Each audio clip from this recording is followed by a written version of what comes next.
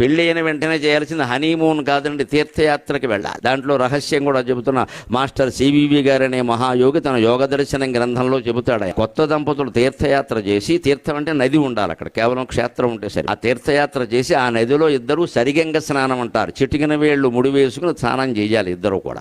అలా చేస్తే పురుషుడు ప్రత్యేకించి 3 ఆచమనాలు చేయాలి ఖచ్చితంగా. ఆ తీర్థ ప్రభావం చేత ఈయన కడుపున పడవలసిన వాడు ఆ తీర్థంలో పడి, ఈ ఆచమనం ద్వారా ఆయన కడుపులో పడి, ఆయన ద్వారా భార్య గర్భంలో ప్రవేశించి మహత్తరమైనటువంటి ప్రహ్లాదుడు లాంటి వాడు పుట్టే అవకాశం ఉంది. తీర్థయాత్ర ప్రభావం. శరీరం కదా పుట్టుక అంటే, శరీరం గొప్పది కావాలంటే శరీరాన్ని తయారు చేసే మెటీరియల్ గొప్పదై ఉండాలి కదా. ఈ శరీరం మంచి శరీరం కలిగిన కుమారుడు కానీ కుమార్తె కానీ కలగాలి అంటే పెళ్ళైన వెంటనే దంపతులు 3-4 ఏళ్ల పాటు తీర్థయాత్రలే చేయాలి.